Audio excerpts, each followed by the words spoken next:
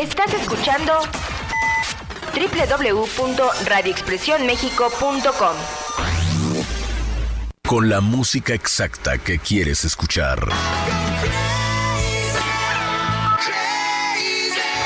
Everybody needs a little time away. I wanna know what love is. ¿Qué tal, amigos y amigas de la audiencia? Es un placer saludarles. Muy buenas tardes. Hoy es lunes y es lunes de escenarios políticos desde la ANPER. Permítanme dar la bienvenida al presidente de la Academia Nacional de Periodistas de Radio y Televisión, Miguel Ángel López Farías. Mi querido Miguel, ¿cómo estás? Buenas tardes. Muy buenas tardes, mi querido y gran hermano Aparicio. ¿Cómo estás, Manuel? Qué gusto saludarte. Un abrazo para ti y para toda la gente que nos sintoniza. Esa generosidad es invaluable, mi querido amigo. Gracias. Señor. Se siente bonito. Y déjame aprovechar para dar la bienvenida también a un reconocido periodista. Él es Rafael Arenas Hernández, especialista en temas de economía. Vamos a hablar con él también hoy. ¿Cómo estamos? Bienvenido, Rafael. ¿Qué tal? Muy buenas tardes. Muchas gracias. Gusto en saludarlos y es un gusto y un honor estar aquí con ustedes. Muchas gracias. Muchas gracias. Y fíjate que también tendremos con nosotros más adelante a Julio Jiménez, se va a integrar en breve, pero mientras tanto el tema es importante.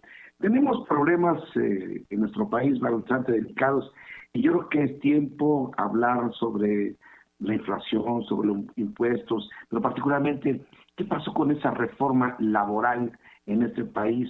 ¿Cuánto se ha avanzado? ¿Cuál ha sido el beneficio? ¿Cuáles son los problemas? ¿Avanzamos o retrocedemos, Miguel Ángel? Fíjate que, y quiero subrayar esta parte que dio Manuel de contar con la participación de uno de los hombres pues más letrados, más versados, con mayor experiencia que hay en los horizontes de la contaduría pública, que es el doctor Rafael Arenas Hernández. Él es miembro de la Asociación Mexicana de Contadores Públicos, y como bien citabas, en unos segunditos más con nuestro querido también doctor Julio Jiménez, puro doctor. Oye, decir algo, Manuel, que creo que es de suma importancia como mensaje y como contenido para nuestro auditorio, para la gente que nos sintoniza, la gente que nos está escuchando. Nunca había aplicado el ejemplo o había quedado tan embonable el ejemplo aquel de la ranita que es colocada en una olla con agua al tiempo. La ranita pues nada feliz, se encuentra en su elemento, está en un agua cómoda, agradable, insisto, pero alguien decide encender fuego a la estufa y esta agua comienza a tomar temperatura, 10, 20 grados. La ranita poco a poco, de manera gradual, pues no siente el aumento del termómetro hasta que es demasiado tarde y termina siendo cocinada. La ranita nunca sale, nunca salta, no se atreve a brincar porque cree que así está bien, que esa temperatura es la adecuada, reitero, hasta que la piel, las carnes comienzan a ebullir por los 100 grados centígrados. Este ejemplo queda muy bien para lo que está sucediendo en estos tiempos terribles, funestos y de una pérdida de tiempo y de economía brutal. Pasa necesariamente por las genialidades, y lo entrecomillo, de una cuarta transformación que no sé, y creo que nunca vamos a saber, qué demonios quiere hacer con la economía. Ha intentado meter con forceps programas sociales, ideas, ocurrencias, malabarismos económicos. Decías el tema de la reforma laboral, pero pasa por también el tema hacendario, que más que actos de cirugía de una mano entrenada de los economistas, de los genios de Hacienda, pues parece ser que contrataron a estos campesinos que se dedican a la zafra en campos cañeros para, con guadaña en la mano o machete, se dediquen a hacer y deshacer el cuerpo de por sí lastimado y muy lleno de llagas de la economía nacional. Al decir no sabemos qué quieren hacer, es porque vivimos estos resultados. Una parálisis económica, recesión, ya no sabemos qué es, ¿no? Si es parálisis, si es recesión, un yugo permanente en la clase media con tintes de extinción, Ahí tenemos, pues, y lo platicaba no sé mucho con el propio doctor Rafael Arenas Hernández, tenemos que los grilletes de la contribución hacendaria cada vez se aprietan más. Uno sigue trabajando para proveer de recursos, sí o sí, al gobierno federal. Se convierte el gobierno federal en nuestro mejor socio, pero es el más malo como repartidor, pues, de riquezas. Seguimos pagando el ISR, seguimos pagando impuesto especial sobre productos y servicios, el IEPS, seguimos pagando impuestos por gasolinas, por uso de telefonía, seguimos pagando IVAs por lo que sea, y el resultado es que el bolsillo no alcanza, sencillamente. ¿Por qué? Porque se enfrenta a ese otro monstruo, el de la inflación, una inflación que lo que llevamos estos minutitos platicando o escuchándome, sigue creciendo con niveles históricos. Vamos, pues, el cóctel en la sociedad, estos guadañazos, estos machetazos en programas tan fundamentales como son las organizaciones no gubernamentales, como en su momento sucedió con el Senapred, en su momento, vamos, en zonas muy sensibles de la economía, han paralizado la gran cadena productiva, han ahuyentado a los inversionistas. Eso sí, mantienen un peso súper fuerte, pero ya ni siquiera se la debemos al gobierno de la ciudad, del gobierno de México, sino son unos factores externos otra vez, como es la capacidad de las remesas, en fin. Vamos, el cóctel se antoja tan putrefacto que, regreso a mis pasos, querido Manuel, querido doctor Rafael Arenas, pues uno no termina por entender qué quieren hacer estos señores que entraron al gobierno, estos señores que bueno, ya se les fue un secretario de Hacienda hace un par de años, que van de ocurrencia en ocurrencia con obras faraónicas, desvío de recursos, y eso sí, el pobre sigue estando más jodido, la clase media cada vez más pobre, y los ricos, bueno, pues los ricos siempre van a ser los ricos, ¿no? Estos personajes que pues en el momento que determinen sacan sus capitales, ya sabemos, se van a otro lugar, y santo remedio. Así pues, como parte introductoria, dejo este coctelito, reitero, pues nada agradable al paladar. Vaya que lo expresas de manera muy, muy precisa, mi querido amigo Miguel Ángel López Farías. Pero entonces, ¿qué sería, Rafael, quien nos hiciera a favor de darnos un panorama un poco más expresado respecto a cómo estamos en este momento y qué es lo que podríamos estar esperando? Rafael, escuchamos.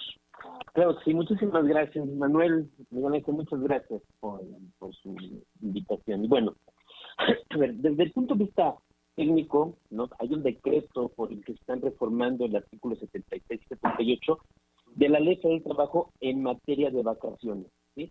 Aquí, si bien es cierto que está iniciando el primer año de servicios con 12 días laborables de vacaciones, cuando antes eran 6, realmente se duplica el beneficio al trabajador. Bueno, en ese terreno yo no veo mal que los trabajadores puedan tener ciertos periodos de vacaciones, pero se me hace que fue muy rápido, no fue, yo creo que no fue muy bien pensado el hecho de dar este brinco de la duplicidad de los años de servicios que pueden tener, de los años de vacaciones que pueden tener los trabajadores, porque también recordemos que hay algunas actividades sustantivas que tienen las empresas. Hoy por hoy, si los trabajadores se llegan a tomar sus vacaciones, somos un país que realmente no toma vacaciones, somos de los países que tienen un menor periodo vacacional. Entonces, no está mal, pero yo creo que deben de quitar algunos candados que pudieran afectar a las empresas, porque realmente los va a afectar. Son días laborables de vacaciones, es decir, no incluye sábados y domingos, no incluye días festivos, esos días feriados, no los incluye.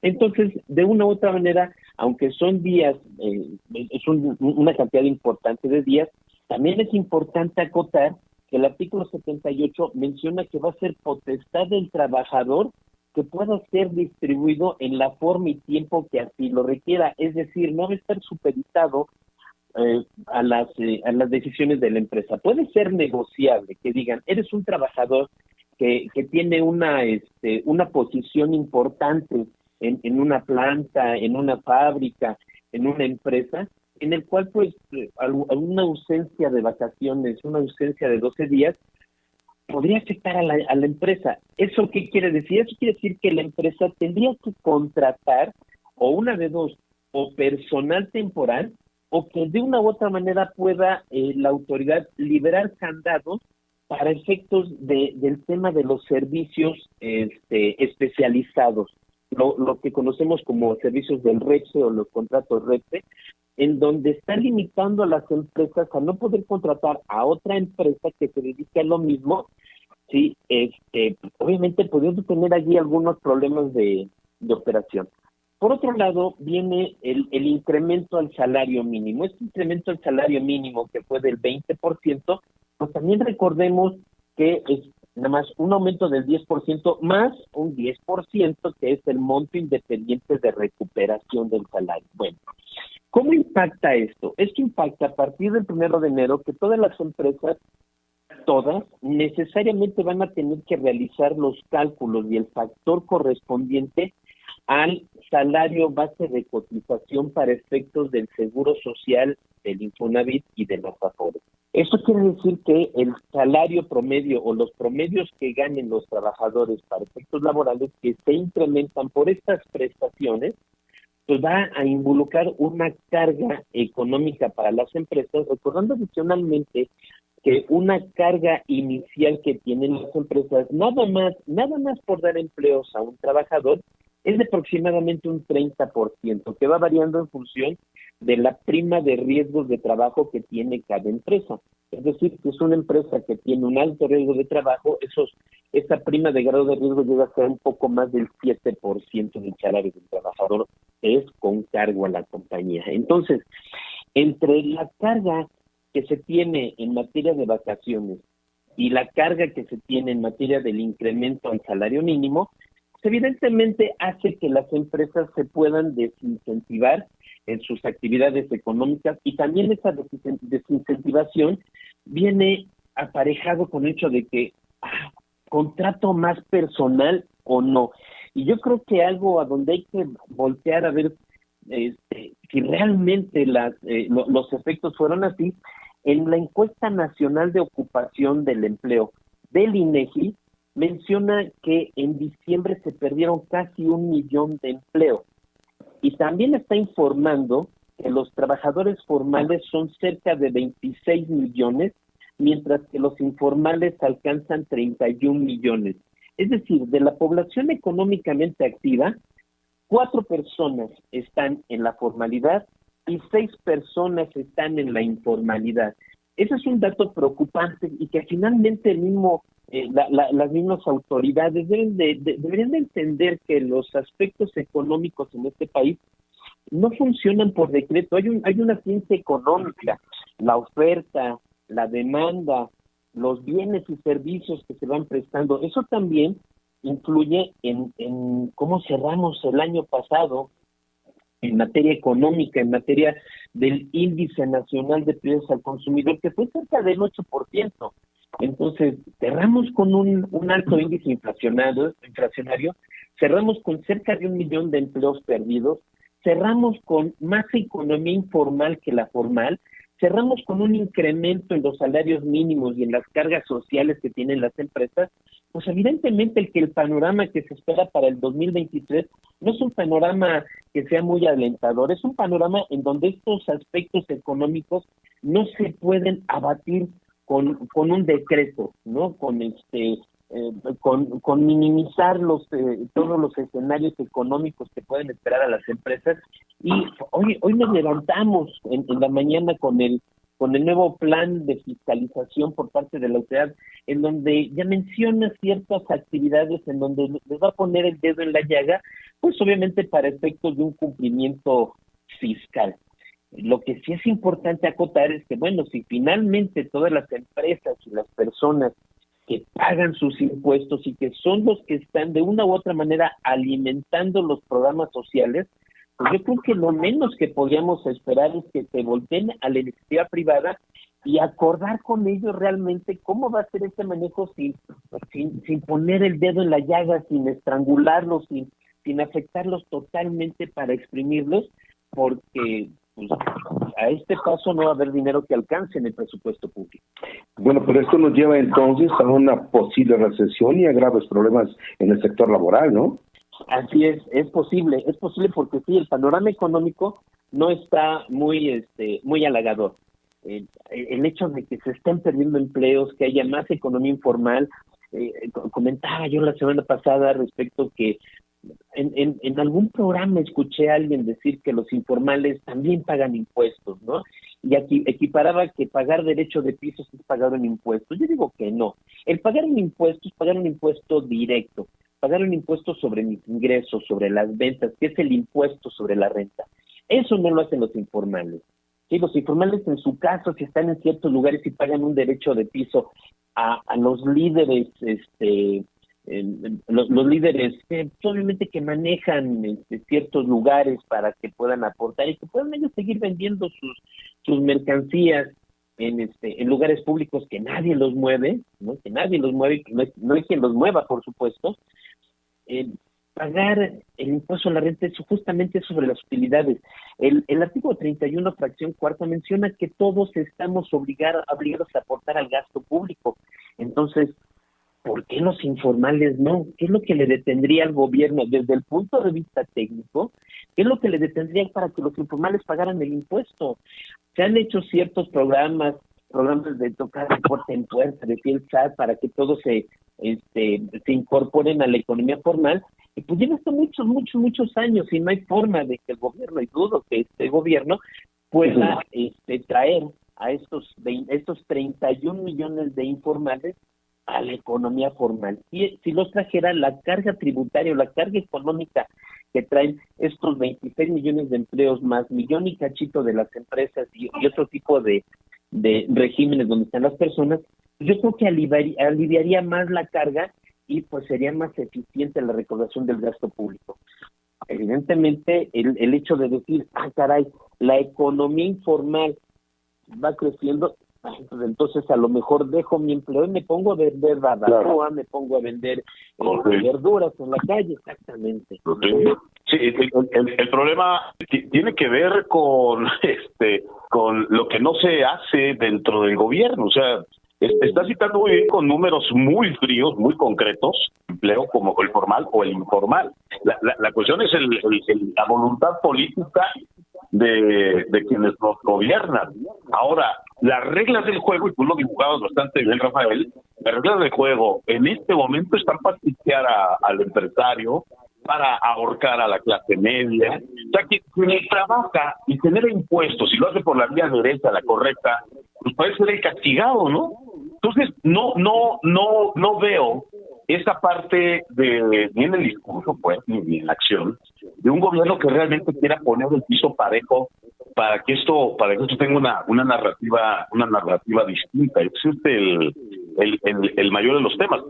Ahora, ¿qué le podemos decir a alguien que vende en la calle cuando su única opción es esa? O en el momento que quiera él poner algo formal, pues se enfrenta a lo que ya sabemos. Ventanillas cerradas, mordidas, funcionarios corruptos. Vamos, también hay un dicho para aquellos emprendedores de vía pública, como para que no hagan las cosas. Pongo un ejemplo básico: el pago de la luz. ¿Cuántos locatarios se truenan los dedos nada más por pagar el maldito recibo de la luz? ¿Y cuántos vendedores ambulantes sencillamente hacen el ejercicio del diablito y se escurren, pues, con este pago? El tema tiene que ser necesariamente revisado por la clase política, por los que gobiernan, y tratar de colocar, pues, un marcador un poquito más parejo para que todos calemos. Pero en este gobierno, difícilmente vamos a ver alguna acción en el sentido de la justicia, ¿no? Yo creo que todas las delegaciones tienen en conocimiento el número de trabajadores de la calle o de comercio informal, y seguramente no los tocan porque son un activo político para ellos, ¿no? Son manipulables en tiempo de elección y son votos, mi querido amigo. Así es. Aquí en ese sentido, yo quisiera apuntar lo siguiente. Desde el punto de vista fiscal, en materia de impuesto a la renta, que es de aplicación obviamente en todo el territorio nacional, pues ha migrado en diferentes regímenes fiscales. Primero hubo un régimen de incorporación fiscal que acaba de salir a raíz de este nuevo régimen simplificado de confianza, en donde de una u otra manera intenta, desde el punto de vista federal, incorporar a todas aquellas personas que puedan estar en la economía informal y que no lo hacen. Bueno, aquí que es importante apuntar, yo creo que el municipio, las delegaciones que ahora son alcaldías, por supuesto, deben ser bajo potestad de ellos el manejo y control de estos pequeños contribuyentes, como se hacía hace poco más de 30 años. Era más fácil controlarlos, es decir, esta es mi zona, es lo que yo los controlo, van a pagarme un impuesto local, un impuesto que va a surtir para efectos federales. Una cosa es que yo presente mis impuestos federales y otra cosa es que yo pueda acreditar un impuesto que yo le pague a la alcaldía, que le pague al municipio, que es más fácil controlarlo. La misma autoridad fiscalizadora es imposible. También apenas la semana pasada acaba de declarar que ya por fin se encuentran liberadas las citas en el SAT para que las personas físicas y morales puedan hacer diferentes trámites. Estuvo cerca de 3 años totalmente detenidas las actividades económicas, uno no podía facturar, no podía uno realizar una alta de una actividad económica, en fin, todos esos trámites que necesitan los que están dentro de la formalidad no lo podían hacer. Mientras tanto, los informales, por supuesto que como son informales, ellos pueden un buen día cambiarse de esquina, cambiar de lugar, cambiar de giro y pues no, para ellos no pasa nada. Entonces, yo creo que ese control, y efectivamente lo apunta muy bien Miguel Ángel, caray, es un control político para todos aquellos sectores y hay un control centralizado desde la federación que yo creo que no está dispuesto a soltarlo a los municipios y a las alcaldías para que realmente desde allí exista una más eficiente recaudación. Yo lo veo desde un punto de vista de una recaudación eficiente. Por supuesto que hay un punto de vista político de las razones por las que no se hace así. Miguel Ángel. Ya está en la línea telefónica, tengo aquí la anotación del doctor Julio Jiménez. Bueno, Julio Jiménez, ¿cómo estás? Es un placer saludarte. Ya estamos en la mesa del comentario. Estamos hablando de la reforma laboral, ventajas y desventajas. Bienvenido, te integras. ¿Cómo ves el panorama tú? ¿Qué tal? ¿Cómo estás, don Manuel? Tras saludarte a ti, a tu importante auditorio. Saludo a los dos prestigiados líderes de opinión y profesionales que están acompañándonos esta tarde en esta importante mesa de análisis. Don Miguel Ángel López Arias, presidente de la AMPER, y el doctor Rafael Arenas Fernández. Muchas gracias, buenas tardes. Y bien, como decías, Manuel, como apuntaban ya, estaba escuchando pues de manera muy atenta los comentarios de estos dos grandes líderes de opinión, y estoy de acuerdo con ellos. La verdad es que creo que estas reformas, lejos de generar competitividad, productividad, no olvidemos que México, de acuerdo con cifras de la OCDE, tenemos un excedente de horas de trabajo improductivas, aclaro, improductivas, 2.124 horas al año, de acuerdo con la Organización para la Cooperación y el Desarrollo Económico, improductivas. Es decir, son horas, hombre, que no generan, no cumplen con su deber, horas, no quisiera llamarles burocráticas, pero sí horas improductivas, de acuerdo con la OCDE. De acuerdo con cifras de organismos internacionales, México dice, la OMS, la Organización Mundial de la Salud concretamente, que estima que México tiene un 75% de prevalencia de estrés en su fuerza laboral, obviamente consecuencia de, las horas de trabajo que están precisamente haciendo horas improductivas, no quisiera llamarle, están picándose los ojos, o viendo los catálogos de compraventa de productos, o viendo revistas, o estando en el celular, porque hay mucha gente que hace nada más como que trabaja, porque perciben que el gobierno también hace como que les paga, o el patrón hace como que les paga. Hay un problema de pobreza, hay un problema de falta de productividad, hay un problema de falta de visión de este gobierno, un gobierno a todas luces populista, un gobierno a todas luces irresponsable, poco empático con las verdaderas necesidades y sobre todo poco serio con las, yo diría, urgentes, alarmantes problemáticas que a nivel nacional experimenta la fuerza de trabajo, la economía, el poder adquisitivo. Manuel, amable auditorio, compañeros que hoy nos están integrando esta mesa, creo que es importante reconocer que esta reforma al artículo 76, que aumenta pues prácticamente el doble del periodo vacacional de 6 a 12 días desde el primer año, y que permite que cada año aumenten 2 días más, hasta llegar a 20. Imagínate nada más, Manuel.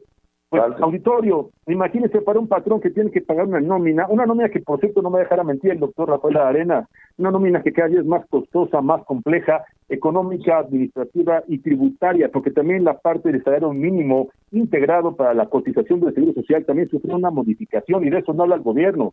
Ha habido varias modificaciones que han generado problemas para el sector patronal y digo, hay que ser realistas, muchos profesionales ejerciendo con seriedad, con compromiso, con ética, su carrera, su profesión, pues son gente que al día de hoy trabajan como freelance, trabajan de manera independiente, que no gozan de ningún tipo de beneficio ni prestación que el gobierno estaría obligado a proveerles, y sin embargo no reconoce su calidad profesional, y sí, por el contrario, el gobierno pretende descalificarlos, pretende señalarlos, pretende estigmatizarlos, pretende agraviarlos de manera seria, directa y profesional, incluso poniendo en evidencia su seriedad ética y sobre todo sus convicciones profesionales. Y hablo precisamente de varios profesionales independientes como somos los abogados, los comunicadores, los líderes de opinión que hacen un periodismo que es una parte fundamental para este país. La comunicación y los medios de comunicación han sido muy golpeados, no ha sido reconocido su trabajo, no ha sido avalado por este gobierno y sí, por el contrario, ha sido poco dignificado. Manuel, es un momento crítico para la parte productiva, para la parte competitiva, para la parte económica,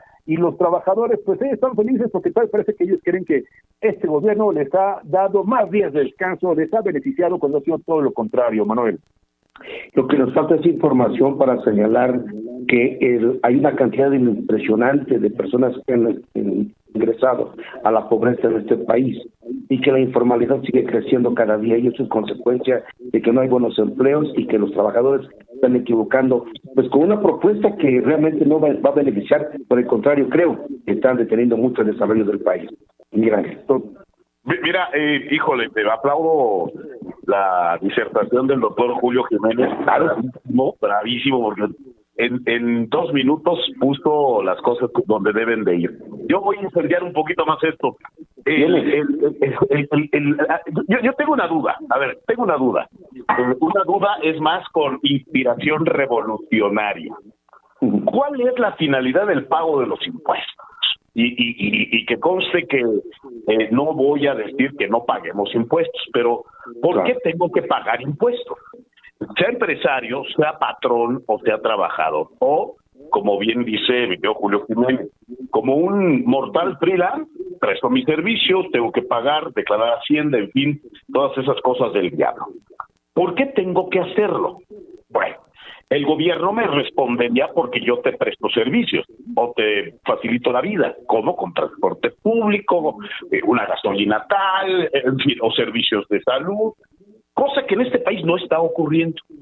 Cosa que en este país yo volteo, gente racional o me considero pues medianamente pensante, volteo y veo una refinería como la de Dos Bocas que se está tragando los recursos hacendarios como un barril, como si fuera un hoyo negro, un agujero negro. Observo el aeropuerto Felipe Ángeles y digo, ¿por qué tengo que pagar mis impuestos para mantener esto? El capricho del presidente. ¿Por qué como ciudadano tengo que pagar la cancelación del aeropuerto de Texcoco?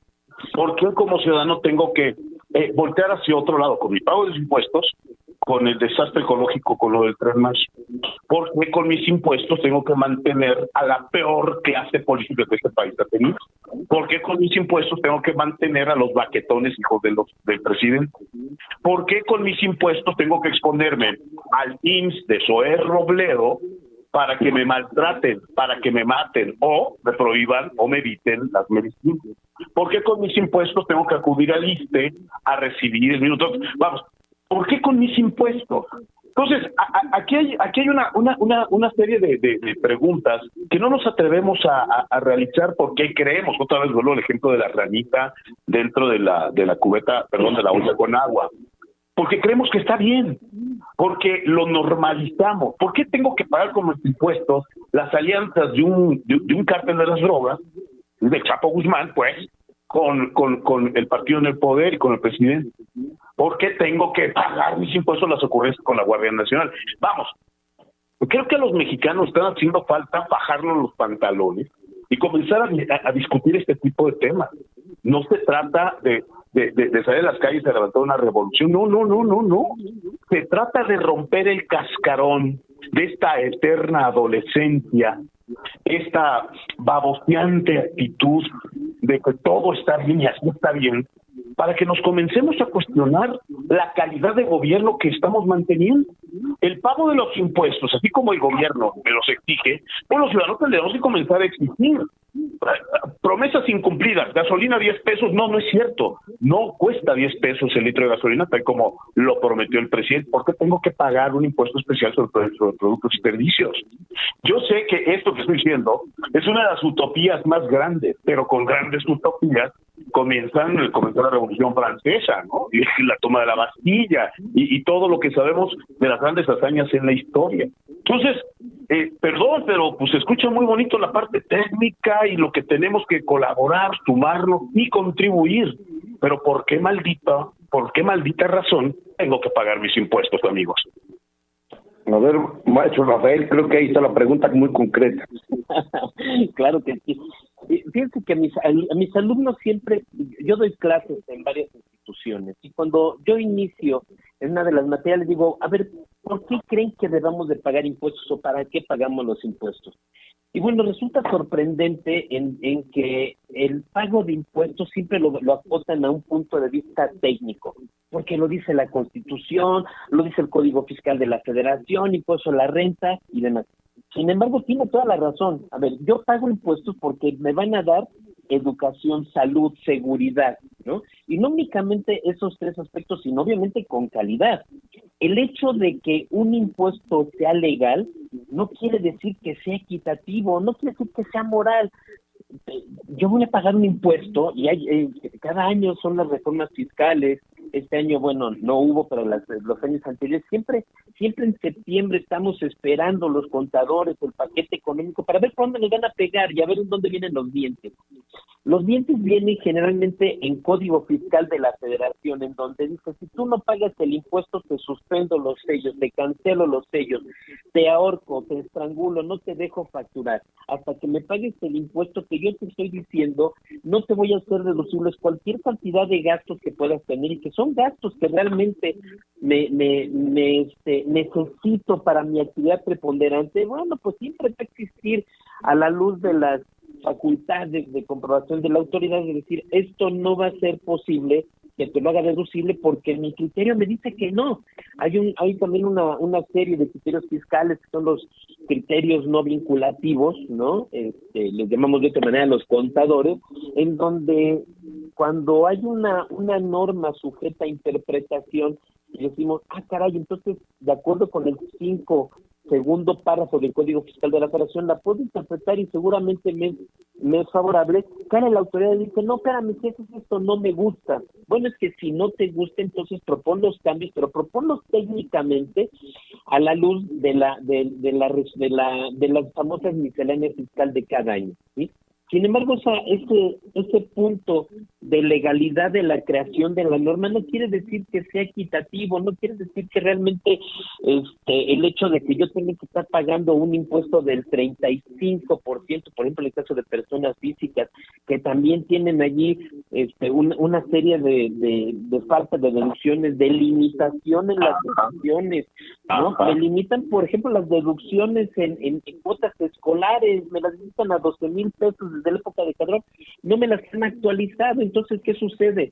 Que yo a duras penas hago deducible una colegiatura al año de los menores, de los hijos que están estudiando a nivel kinder, primaria, secundaria, preparatoria, y que realmente deberían de, o una de dos, darme la posibilidad de hacer una deducción mayor de estos gastos que efectivamente estoy erogando. ¿Para qué? Justamente para que estas generaciones que no les pueden dar una educación de calidad, bueno, pues las tengan, que me den la posibilidad de que si no me vas a dar unos servicios médicos de calidad, pues no me los limites a un porcentaje de mi salario, un porcentaje en valor del salario mínimo o de las UMAS, pues simplemente porque no te gusta y porque quieres que necesariamente tenga yo un impuesto por pagar. Está bien, pero tengo gastos como persona, y es con todos los mexicanos, los 100 millones de mexicanos, que la gran mayoría, no importa el ingreso poco, muchos que tenga, son 17 millones de mexicanos que se encuentran dados de alta en el salario mínimo, y yo conozco mucha gente de ese nivel que prefiere ir con un médico particular que ir con el seguro social. Es decir, el grado de atención que tiene el seguro social hacia todos los derechohabientes, pues obviamente deja mucho que desear. Uno va a las clínicas del seguro social, bueno, uno tiene que llevar su papel de baño para entrar al baño, uno tiene que casi que comprar su agua, comprar sus medicinas, comprar todo, porque en el seguro social no hay nada. Entonces, entonces la pregunta es, ¿para qué estoy pagando impuestos? Totalmente de acuerdo. Sí, tiene toda la razón. Eso nos pone en duda porque asumimos una obligación de pagar impuestos cuando los resultados son adversos totalmente, y vemos que esto frena al país. Bien, pues si usted me permite, déjeme preguntarle a Julio Jiménez su opinión al respecto, porque el tema es muy complicado. Gracias, Manuel. Gracias, amable auditorio. Gracias, amigos. Bueno, sin lugar a dudas, como bien refiere el doctor Rafael Arena, estoy totalmente de acuerdo con él. Y bueno, pues, qué mejor punto para encender ya la llama de la indignación, la llama de este sentimiento de molestia que tenemos millones de contribuyentes, como bien refería Miguel Ángel López Arias, que es un profesional de los medios de comunicación y un analista político muy reconocido y respetado. Manuel, amable auditorio, debo decirles algo, que el gobierno de la cuarta destrucción del país, y aclaro, de la cuarta destrucción del país, no ha generado ninguna política pública que realmente brinde servicios dignos, y dije dignos, ni siquiera de calidad, y no hablo de niveles de salud como los de Europa, como los que ha prometido este gobierno, servicios de salud del tipo de Europa. No brinda servicios ni siquiera de calidad, dignos, menos todavía. Este gobierno ha engañado, ha aprovechado, ha mentido, ha jugado con la necesidad, ha lucrado con un sentimiento de frustración del pueblo bueno y sabio, un pueblo bueno y sabio en un alto porcentaje desinformado, un pueblo bueno y sabio en muy, muy alto porcentaje en condiciones de pobreza, a los que les ha comprado la conciencia, les ha comprado la voluntad, les ha coaccionado la decisión electoral, y hoy tal parece que le está condicionando su futuro, yo diría, nacional. ¿Por qué? ¿Por qué no? Pues porque en vez de generar condiciones con todos los millones, miles de millones de pesos que recauda, con el universo de tributaciones que hacemos los contribuyentes, todos los impuestos directos e indirectos que tenemos que pagarle y enterarle, pasando por los derechos, pasando por todas las contribuciones de seguridad social, todos los pagos de productos y aprovechados con los que los contribuyentes, aclaro, personas físicas y morales, tenemos que cumplir de acuerdo con el artículo 31, fracción cuarta, y de acuerdo con todo lo que establece la normatividad, de acuerdo con el Código Fiscal de la Federación y sus leyes complementarias, como la ley del IVA, el impuesto de la renta, el impuesto especiales a la producción y servicios, todos los que pagamos impuestos directos a las gasolinas, a los combustibles, a las telecomunicaciones. Bueno, obviamente todo esto, con la simulación de este gobierno, pues obviamente con este dinero, en vez de generar obras de infraestructura, en vez de generar condiciones que reactiven la economía del país, en vez de generar obras que verdaderamente atiendan las necesidades de este pueblo, pues se le ha pasado, reitero, con programas sociales, regalando dinero que hace mucha falta en verdaderos servicios de calidad, en verdaderas respuestas que el contribuyente, que sí trabajamos y que sí pagamos los impuestos. Y que te voy a decir algo, Manuel, amable auditorio, amigos que nos acompañan, nos sentimos perseguidos los contribuyentes porque estamos cautivos, estamos bajo la constante amenaza de la fiscalización, porque esto es terrorismo fiscal. El SAT se ha vuelto el peor enemigo de los contribuyentes, que reitero, sí trabajamos dentro del marco de la ley, sí contribuimos con el gasto público como lo establece la Constitución Política, sí responsablemente enteramos nuestros ingresos y sí de manera muy consciente cumplimos con nuestros pagos en tiempo y forma. Y por cierto, ya se nos viene la declaración anual de impuestos del ejercicio fiscal 2022, ya personas físicas y morales, ya en próxima fecha, no me dejará mentir el doctor Rafael Arena.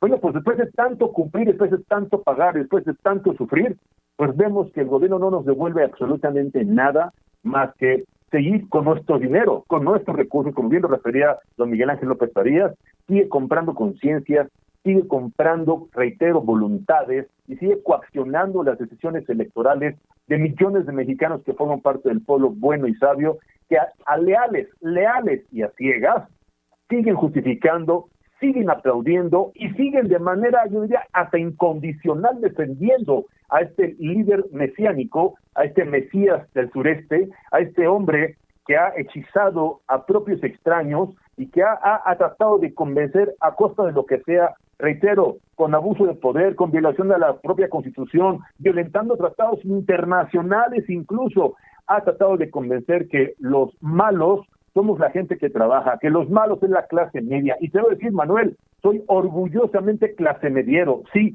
soy un aspiracionista clase mediero, soy una persona que trabaja, una persona que se gana el peso que se lleva a la bolsa y el peso que invierte en su hogar y con su familia lo comparte para el pan y la sal, se lo gana de manera honrada y digna. Sí, somos clase medieros aspiracionistas, sí, claro, como dice el presidente y como nos señala, que somos fifís, no somos fifís, somos gente consciente, gente trabajadora, gente responsable, gente que sí paga sus impuestos.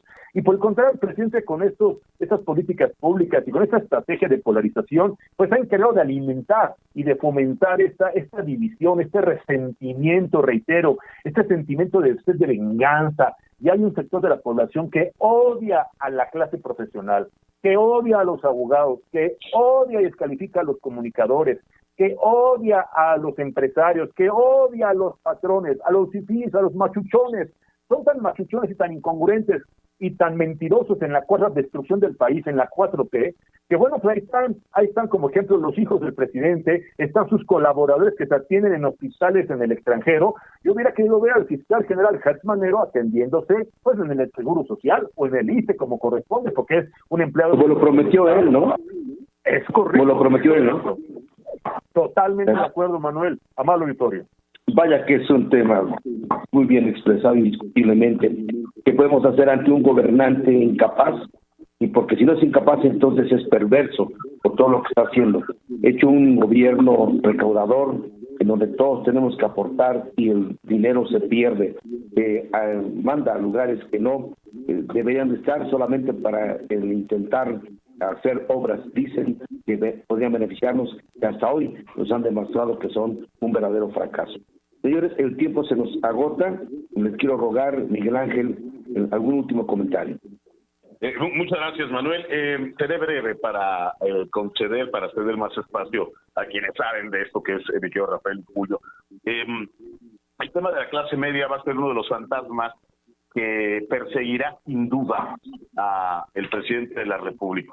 Él, por alguna extraña razón, que más bien es propia de los psicólogos o de los psiquiatras, ha manifestado un odio, una animadversión hacia la clase media.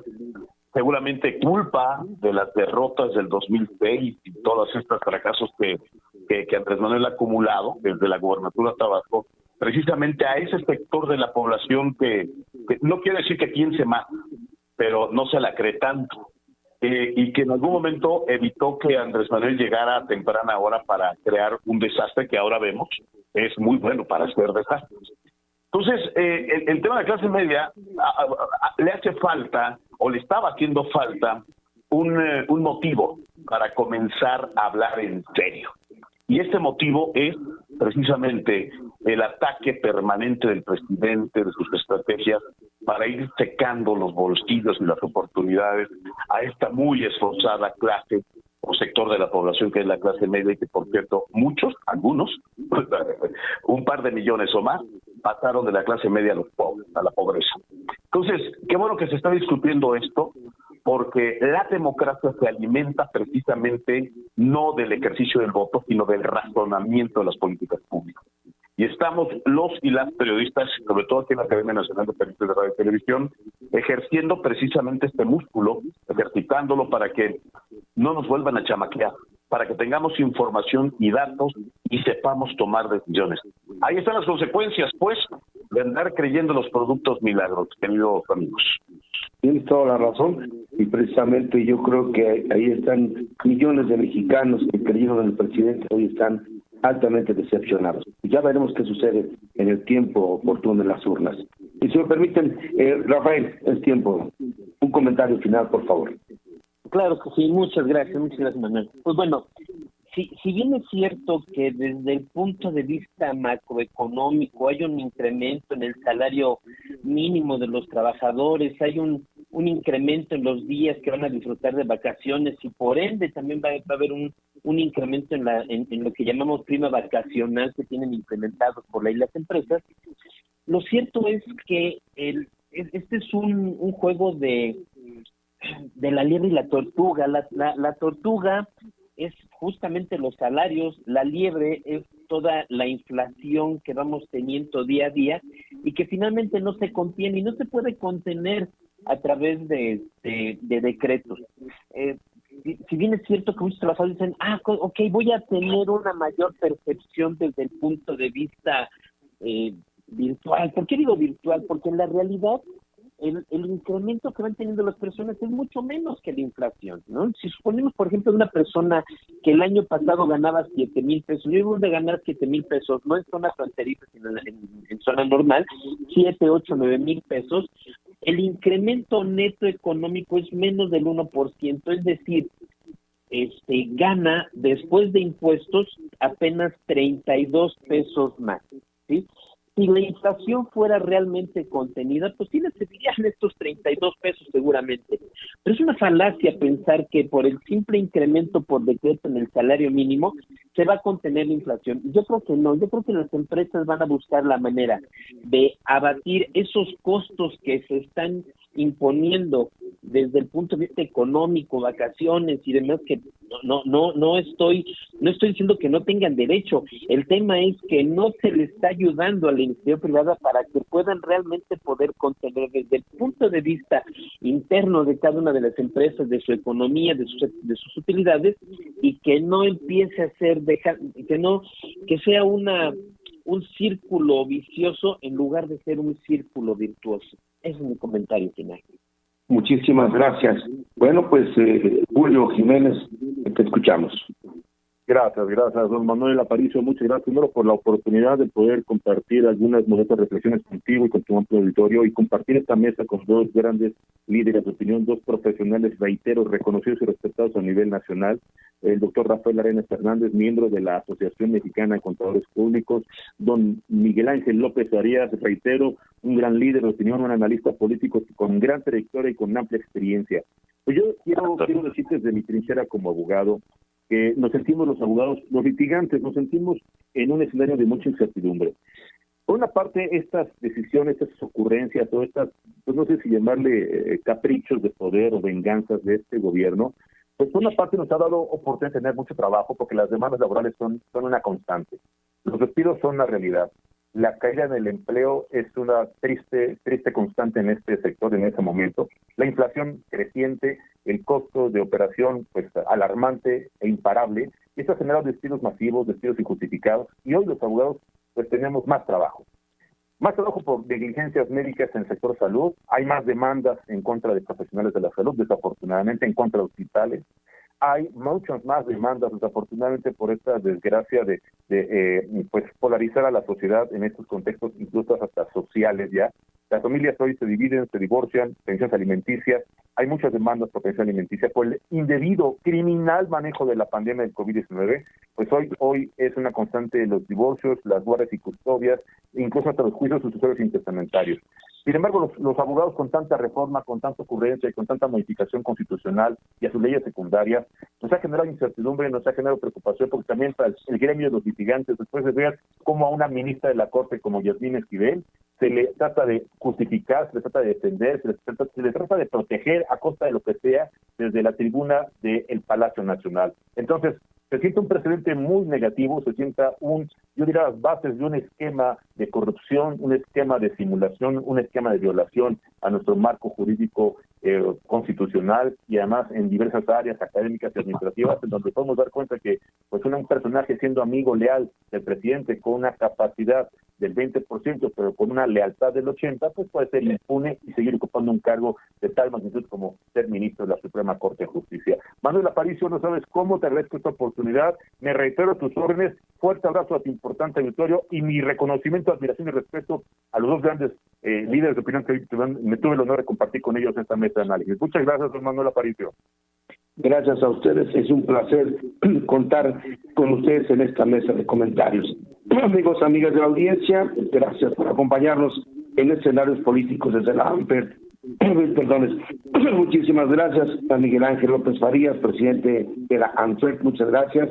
Muchas gracias a Rafael Arenas, gracias a Julio Jiménez también, ambos, todos ellos, gente brillante, conocedora y que nos pueden hablar de temas en un verdadero nivel que podamos entender, porque lo bajan a nosotros para escucharlos. Gracias, buenas tardes, pásenlo bien, buen provecho. Nos escuchamos la próxima semana. Estás escuchando www.radioexpresionmexico.com.